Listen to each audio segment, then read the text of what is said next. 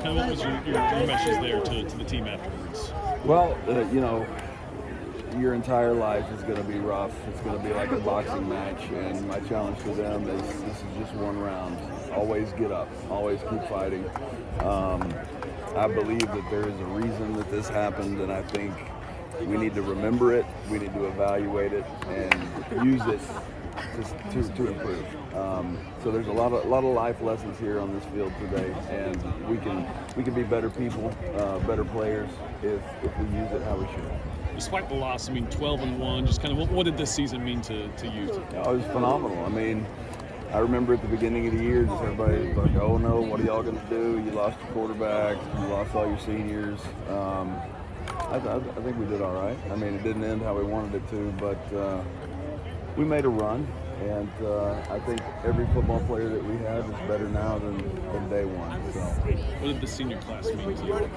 It's special. It was a small group. We only have 5 of them, but I told them there at the end, I wish I had more time with you. I wish I would have met them earlier.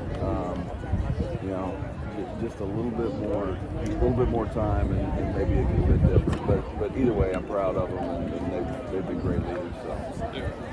This was your first season with the team. What was your biggest challenge, and how did you guys overcome that? I think just these kids adapting to our style of practice was probably a big hurdle. But I think after the first few weeks, they really saw how they improved from it. So, they've been great and had a great time. No regrets. Micah's touchdown to start the game, pretty heads-up play there on defense. I guess when that ball hit the dirt, did you think right away pick that up and score, or what was kind of going on the sidelines for you there? It didn't actually register to me, but I didn't hear the whistle, and I was like, yeah, pick it up. And then kind of, watching the replay in my mind, I was like, oh, yeah, that's a backwards pass. So he did. It was a heads-up play, and, a lot of players aren't as heads up enough to make that play. So.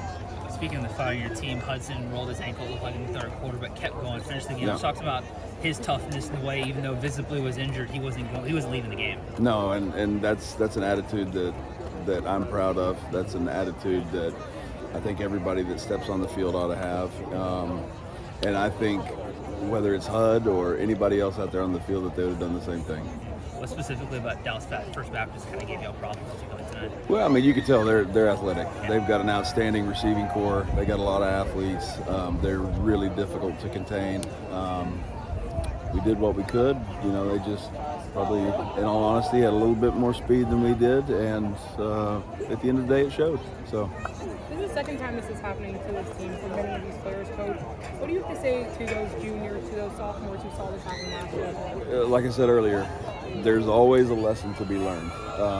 Whether you lose twice, whether you lose 5 times, it's our job as human beings to see the areas we can improve. And if we continually do that, one of these days, it's not going to end up how it did today. Thanks, Coach.